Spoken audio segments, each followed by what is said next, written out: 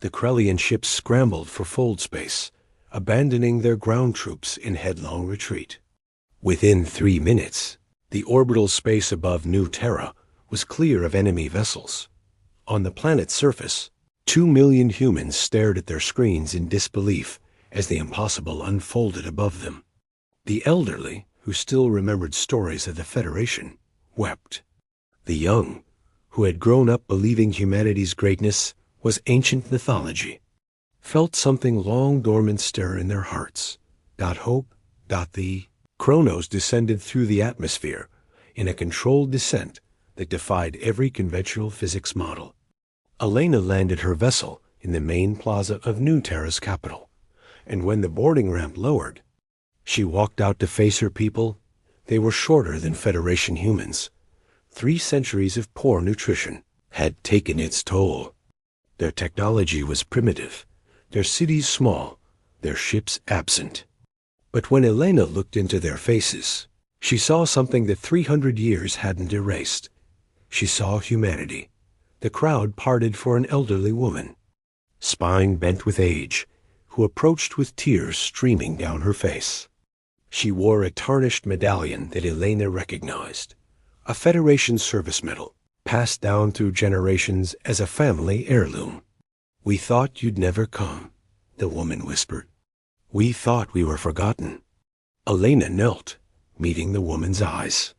"We were asleep, but we're awake now, and we remember everything." She stood, addressing the crowd that had grown to thousands. 300 years ago, humanity faced extinction. We scattered. We regressed. We survived by forgetting how powerful we were. But that ends today. Elena pulled up a holographic display that showed the Kronos' sensor readings, not just of New Terra, but of every human settlement across the galaxy. 7 major colonies, 23 outposts, millions of humans clinging to survival on forgotten worlds. Out there, in the black, there are 6 more ships like mine, sleeping, waiting, and we're going to wake them up. We're going to remember how to build, how to fly, how to fight. We're going to show this galaxy that humanity never died. We just took a very long nap. As if in answer to her words, the Kronos' long-range sensors pinged. Marcus's voice came through her neural link. "Captain, we just detected a powerful energy signature from the Andromeda sector. Configuration matches. It matches Olympus-class specifications. One of the other ships just activated." Elena smiled. The beacon was working. Across the galaxy, in hidden places and forgotten orbits, ancient vessels stirred. Reactors flickered to life. Cryopods began their warming cycles.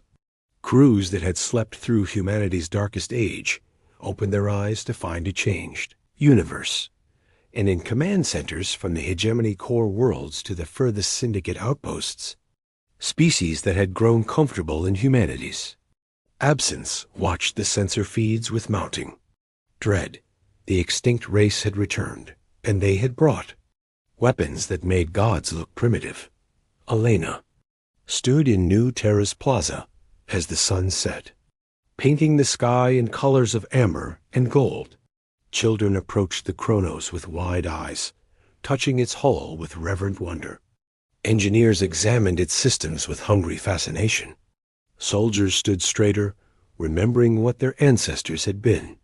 "Captain," Sarah reported from orbit, "we're receiving transmissions from 63 alien governments. They all want the same thing, to talk." "Let them wait," Elena said. "Right now, we have more important work. Marcus, begin plotting courses to every human settlement. Dmitri, I want those schematics for the Kronos distributed to every colony. Let's start rebuilding our fleet. Keiko, draft a message for transmission on all human frequencies, encoded in old Federation standard." "What should it say, Captain?" Elena looked up at the darkening sky, where stars were beginning to emerge, stars that held human worlds, human dreams, human futures. It should say, "We are the children of Terra. We fell, but we did not break. We slept, but we have awakened. And to anyone who would prey on us, who would enslave us, who would write humanity's obituary, she turned back to face the Chronos, its hull gleaming in the twilight. A monument to human defiance carved in titanium and will. Tell them the funeral is canceled. Humanity is back, and we brought receipts for 300 years of grief. Far above, in the black between stars, 6 more ancient vessels stirred from their long sleep, drawn by the Chronos' call. And in their wake, humanity began to remember what it meant to be the species that looked at the impossible and simply asked, "But what if we tried anyway?" The galaxy was about to find out. Asterisk. The connection cut off. Torres looked at Sarah, his face pale. "Captain, what is Wraith 7?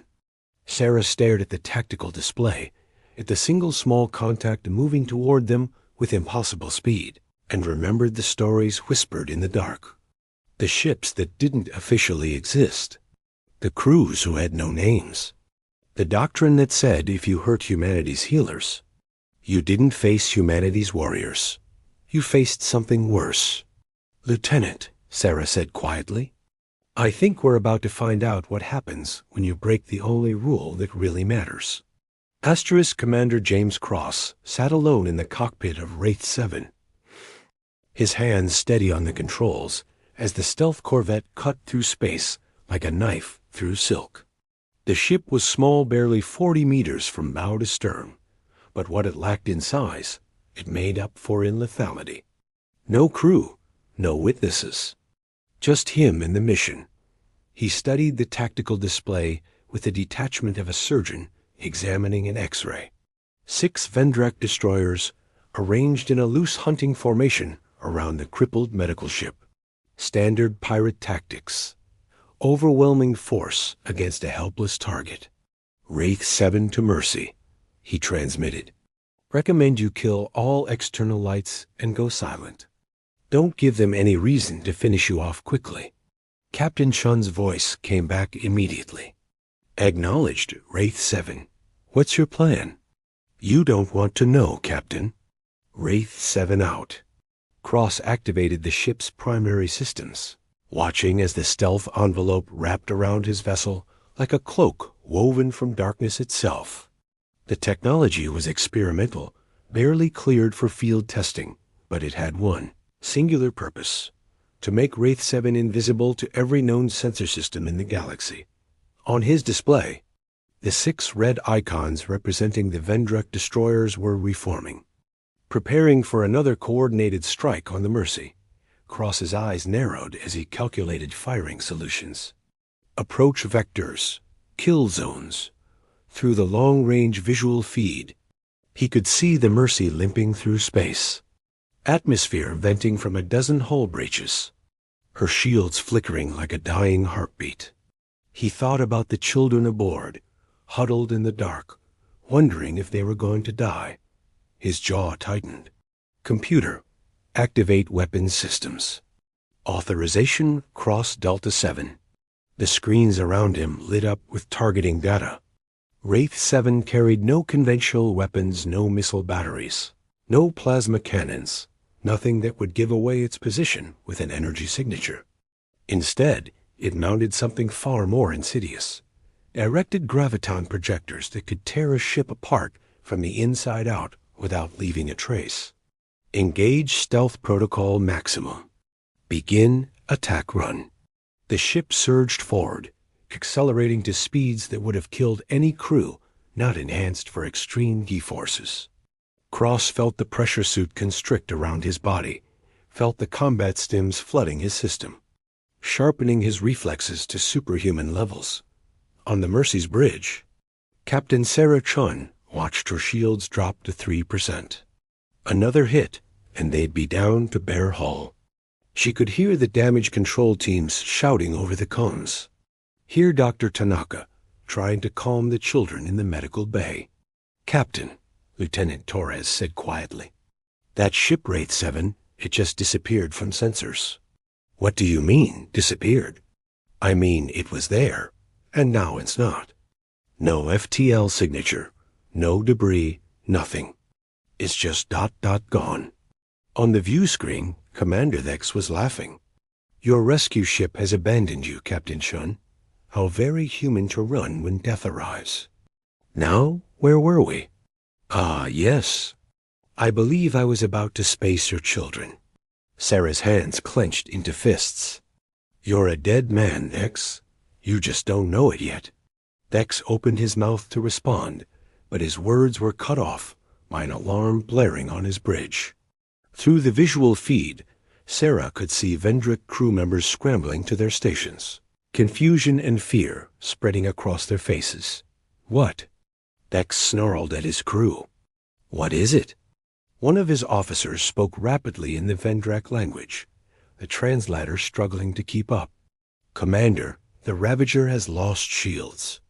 Section by section, they're just failing. There's no weapon signature, no attack vector, nothing. Sarah pulled up her tactical display. One of the Vendrak destroyers, the Ravager, was showing massive shield fluctuations. As she watched, entire sections of its defensive grid simply ceased to exist, collapsing in on themselves as if being crushed by an invisible hand. Ravager, report! Dex shouted. What is attacking you? The response came back frantic, terrified. Unknown. We detect no enemy vessel, no weapon fire, nothing. Shields are gone. Hull integrity. The transmission cut off with a scream. On the display, the Ravager's icon flickered once, twice, then went dark. Dead in space. Impossible, Dex breathed. Find that ship. All vessels, full sensor sweep. Find it and destroy it. The 5 remaining Vendrak destroyers began scanning frantically, their sensor beams cutting through space in desperate search patterns.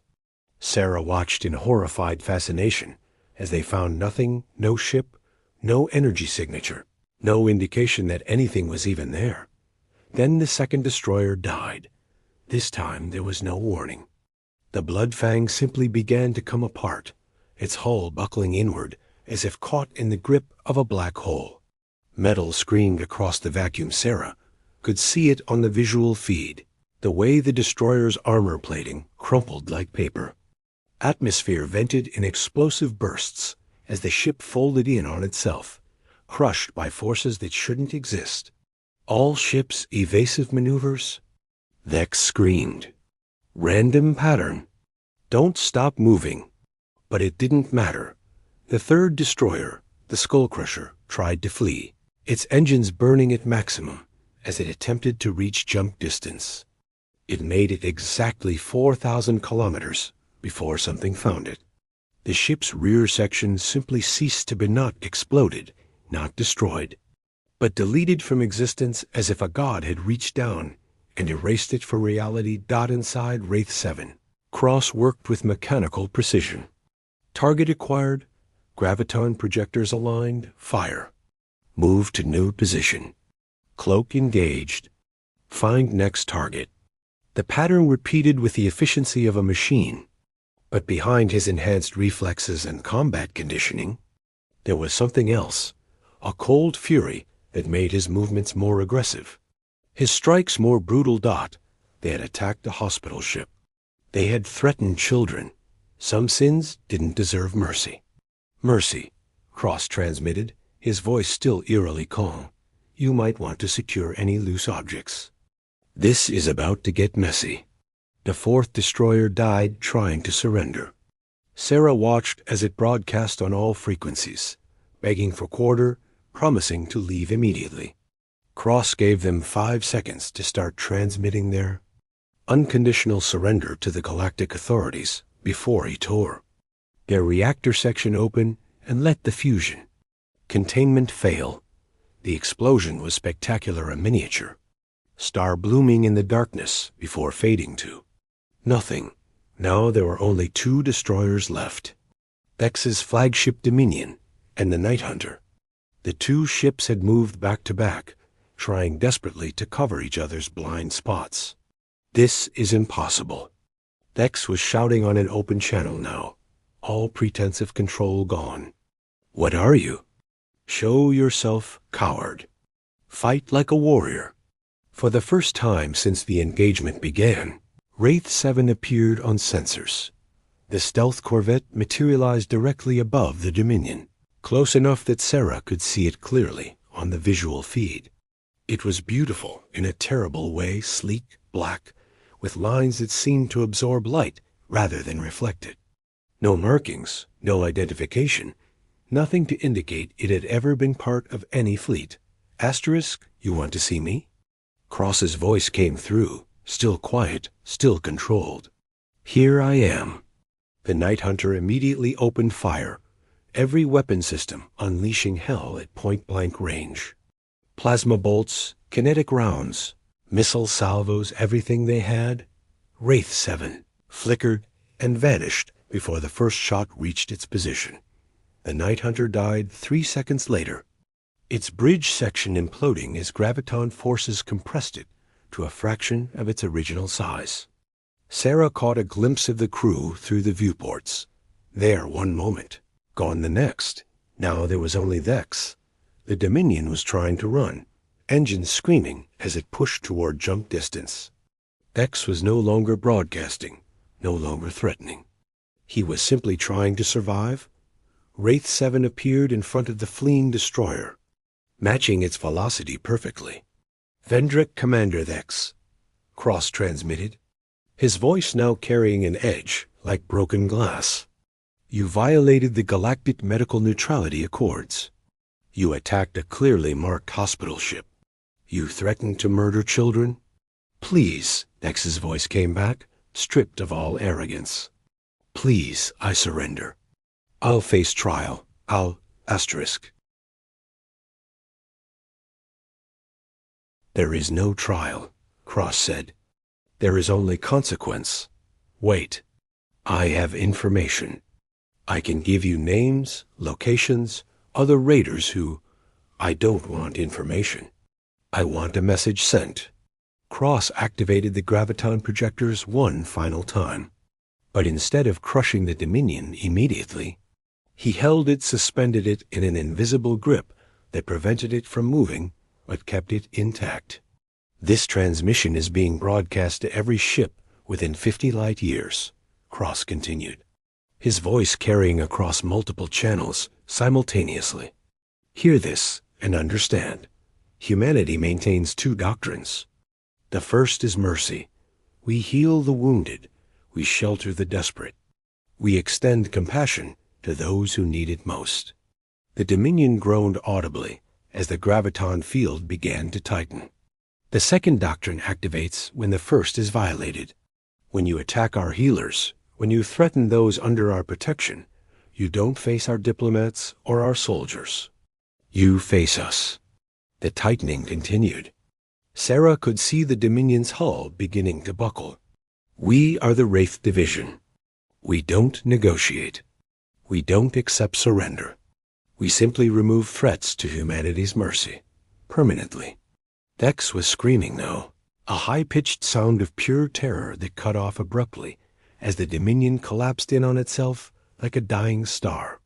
The implosion was total, absolute in 5 seconds. A 200-meter warship was reduced to a sphere of compressed metal no larger than a shuttlecraft. Then that too was gone, pulverized into dust that scattered across the void. The silence that followed was profound dot on the Mercy's bridge. Nobody moved. Nobody spoke. Sarah stared at the empty space where 6 warships had been, where hundreds of Vendrak crew members had lived and breathed and laughed, and felt something twist in her stomach. Mercy, Cross transmitted. You're clear. Medical frigate Sanctuary is inbound. ETA 40 minutes. They'll get your refugees to proper care. Wraith 7, Sarah said slowly. I need to file a report. I need to know. No, you don't, Captain. As far as your report is concerned, the Vendrak attackers experienced cascading system failures and destroyed themselves. You never saw me. You never heard from me. The protocol was never activated. But the transmission you made, the broadcast, will be analyzed, debated, and eventually dismissed as a hoax or propaganda by most of the galaxy. The ones who matter, the ones who might consider attacking ships like yours, they'll believe it. That's all that matters. Sarah closed her eyes. How many ships like yours are out there? Enough. And how many times have you done this? There was a long pause. When Cross spoke again, his voice was softer, almost human.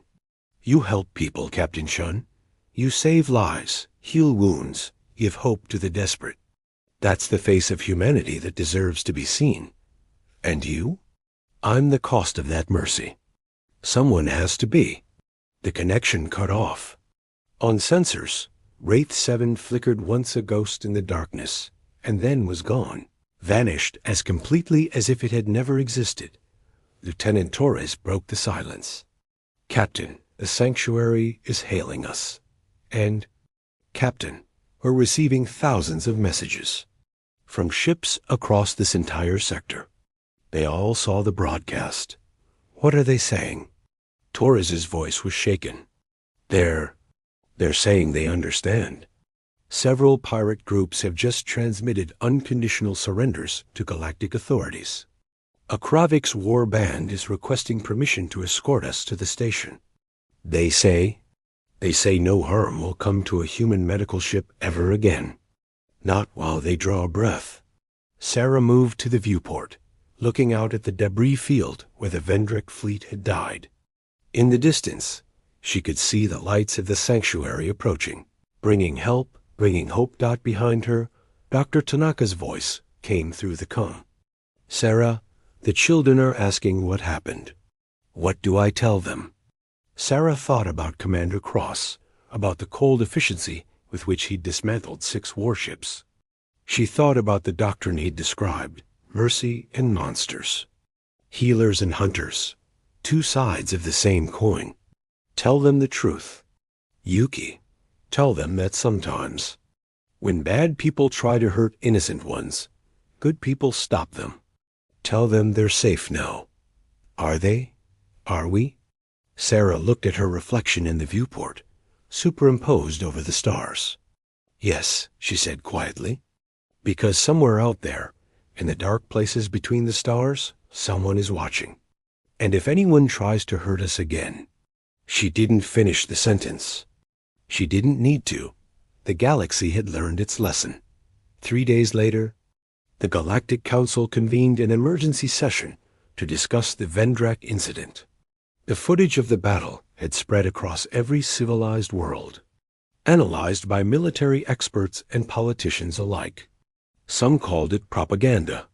Others called it murder. But in the medical stations and hospital ships scattered across human space, the crews slept a little easier. They knew that if the worst happened, if someone attacked them while they were saving lives, help would come. Silent, deadly, absolute. The protocol had activated once. The galaxy prayed it. Would never need to activate again. Asterisk.